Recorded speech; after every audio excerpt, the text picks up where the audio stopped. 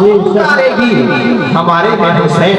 میرے محترم پیارے اسلامی بھائیوں، وہ حسین امام حسین رضی اللہ تعالی عنہ کا تذکرہ کرنے کے لیے ہم اور آپ جمع ہوئے ہیں، جن کے بارے میں ہمارے اور آپ کے پیارے آقا جناب احمد مصطفیٰ محمد مصطفیٰ صلی اللہ تعالی علیہ وسلم نے ارشاد فرمایا، الحسن والحسین سید شباب اہل الجنہ، یہ میرے حسن اور حسین جنتی نوجوانوں کے سردار ہیں۔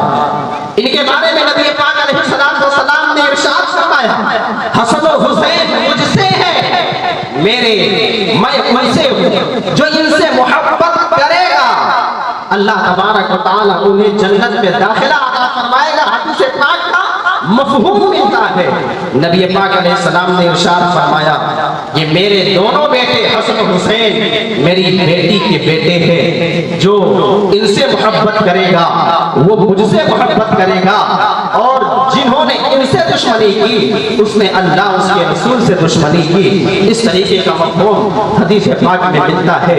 ذرا غور فرمائے میرے محترم پیارے اسلامی بھائیوں، ایمان کا حصہ ہے اہل بیت اطہار سے محبت کرنا، ایمان کا حصہ ہے اہل بیت اطہار کا تذکرہ کرنا۔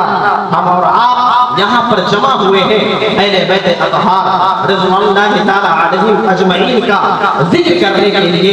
آپ ذرا غور فرمائیں، نعرہ تکبیر، نعرہ تکبیر، نعرہ رسالت، نعرہ رسالت، حضور مفتی صاحب قبلہ، نعرہ تکبیر، نعرہ رسالت۔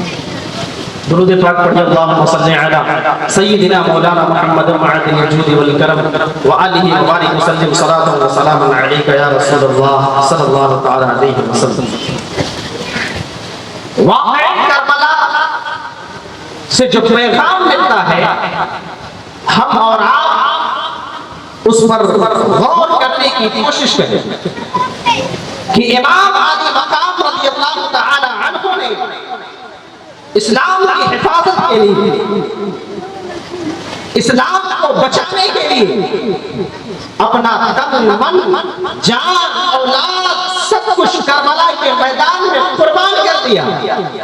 اعلاء کلمۃ الحق کے لیے آپ نے مکہ المکرمہ کو چھوڑا، اعلاء کلمۃ الحق کے لیے آپ نے مدینہ المنورہ کو چھوڑا، آپ نے اعلاء کلمۃ الحق کے لیے کوفہ کا سفر کیا۔ یہ کس لیے امام علی مقام رضی اللہ تعالی عنہ نے اتنا کٹھن مرحلہ، اتنے کٹھن راہوں کو گزر کر کے کوفہ کے میدان میں جب پہنچے ہیں تو امام علی مقام نے وہاں سے ہمیں کیا سبق دیا، پیغام کربلا کیا ہے، ہمیں اور آپ کو سمجھنے کی کوشش کرنا چاہیے۔ واقعہ سنانا مقصد نہیں ہے، جو بات ہم آپ تک پہنچانا چاہ رہے ہیں اس پر غور کرنے کی ضرورت ہے کہ امام علی مقام رضی اللہ تعالی عنہ کے بارے میں آپ نے سنا ہوگا کہ جب آپ کو یزیدیوں نے شہید کیا تھا تو آپ کا سر سجدے میں تھا، اور جب آپ کا سر قلم کر دیا گیا تو آپ کے سر مبارک کو یزیدیوں نے نیزے پہ لے کر کے چاروں طرف گھمایا، اور اس سر مبارک سے قرآن پاک کی تلاوت کی آواز آ رہی ہے۔ اسی کو شاعر نے کہا ہے اسلام زندہ ہوتا ہے ہر کربلا کے بعد۔ یزیدیوں نے یہ سوچا تھا کہ امام علی مقام کو قتل کر دیا جائے گا تو حکومت ہماری ہو جائے گی، کربلا کے میدان میں امام علی مقام کے ساتھیوں کو شہید کر دیا جائے گا تو ہم راج کریں گے، ہمیں رائے کی حکومت مل جائے گی۔ ابن سعد نے یہ سوچا تھا، لیکن ذرا غور کرے امام علی مقام کی حکومت آج دنیا کے دلوں پر ہے۔ یزیدیوں کا نام لینے کے لیے، یزیدی کا نام، یزید کا نام رکھنے کے لیے کوئی تیار نہیں ہے۔ امام حسین رضی اللہ تعالی عنہ سے محبت اتنی ہے، اللہ تبارک و تعالیٰ نے امام علی مقام کی محبت لوگوں کے دلوں میں ایسی بے کرتی ہے کہ اب تو ہر گلی میں امام حسین کے نام پر نام مانا ملے گا۔ پوری دنیا ڈھونڈ ڈالیے، یزید نام کا کوئی ایک شخص نہیں ملے گا۔ یہی تو امام علی مقام کی جیت ہے۔ اور یہی یزید کی حال ہے. یزید نے یہ سوچا تھا کہ میں بے نمازی ہوں, میں امیر المومنین بنوں گا, میں شرابی ہوتی ہے بھی امیر المومنین بن جاؤں گا. نہیں, امام عالی مقام نے وہاں سے پیغام دیا تھا کہ جو فاسق و فاجر ہو, جو شریعت سے بغاوت کرنے والا ہو, امام عالی مقام نے کربلا کے میدان سے یہ پیغام دیا کہ یزید کے ہاتھ پر حسین جیسا کبھی بیعت نہیں کر سکتا. یزید کے ہاتھ پر امام عالی نے بیعت کیوں نہیں کی؟ البدایہ والنہایہ میں موجود ہے کہ 7 خصلتیں اس کی تھی جو بری تھی. اس میں سے ایک یہ تھی کہ یزید بے نمازی تھا, یزید شرابی تھا, یزید لڑکیوں کے چکر میں پڑا ہوتا تھا, یزید جو تھا وہ جانوروں کو آپس میں لڑاتا تھا.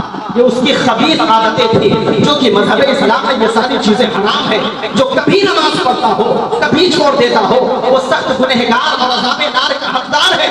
ایسا شخص قوم کا لیڈر نہیں بن سکتا, ایسا شخص مومنوں کا امیر نہیں بن سکتا, ایسا شخص امیر المومنین نہیں بن سکتا. ایسے شخص کو ہم پیشوا اور امام نہیں مان سکتے. ہم پیشوا اور امام اسی کو مانیں گے جس کی طرف سے زندگی امام عالی مقام کے زندگی پر ہو. امام عالی مقام نے کربلا کی سرزمین سے یہ پیغام دیا کہ اگر کوئی نماز پڑھتا ہو لیکن وہ فسق و فجور میں مبتلا ہو, اگر کوئی نماز پڑھتا ہو, اذانیں بھی دیتا ہو, شریعت کا بظاہر پابند ہو, مگر وہ دوسری طرف دین سے بغاوت کر رہا ہو, شراب کو حلال سمجھ رہا ہو. ذرا غور فرمائیں, وہ لوگ جو شریعت سے بغاوت کرنے پر تلے ہوئے ہیں, جو معاذ اللہ رب العالمین نمازوں کو چھوڑ کر کے, نمازوں کو پامال کر کے حسینی بننے کا دعویٰ کرتے ہیں, جو ڈھولا متاشر بجا کر کے حسینی ہونے کا دعویٰ کرتے ہیں, وہ کون سا پیغام قوم کو دینا چاہتے ہیں, وہ کون سا پیغام دنیا کو دینا چاہتے ہیں؟ ارے حسینیت یہ ہے کہ تمہارے زندگی میں جیسے بھی موڑ میں داؤ پیش آئے, تمہارا سر حق کی بارگاہ میں جھکنے سے کوئی بھی چیز مانے نہیں رکھنی چاہیے. یہ امام عالی مقام رضی اللہ تعالیٰ عنہ کا پیغام ہے کربلا کے میدان سے. لیکن جیسے امام محرم الحرام آتا ہے, شریعت کے ساتھ بغاوت, شریعت اسلامیہ کے ساتھ خلوت جتنا اس ماہ میں کیا جاتا ہے شاید کسی ماہ میں کیا جاتا ہے. ڈھول اور تاشے کو بجانا معاذ اللہ رب العالمین, ہم لوگ تو کچھ جائز قرار دے رہے ہیں اور یہ سمجھ رہے ہیں کہ ہم اعلان کرنے کے لیے کر رہے ہیں. اگر ڈھول اور تاشے بجانا امام عالی مقام کے مہینے کی آمد پر ان کے اعلان کرنے کے لیے ہے تو ہم یہ سمجھتے ہیں کہ تمہیں بجانا بھی جائز ہو سکتا. جب امام عالی مقام رضی اللہ تعالیٰ عنہ کی یاد کا دن آئے تو ڈھول اور تاشے کے ذریعے سے تم اس کا استقبال کرو گے. کچھ ایسے علماء کے لبادے میں ہمارے معاشرے میں موجود جو بظاہر مولوی ہیں لیکن وہ ابلیس کی اولاد ہے, جو اس بات پر زور دینے کی کوشش کر رہے ہیں کہ ڈھول بجاؤ. معاذ اللہ رب العالمین,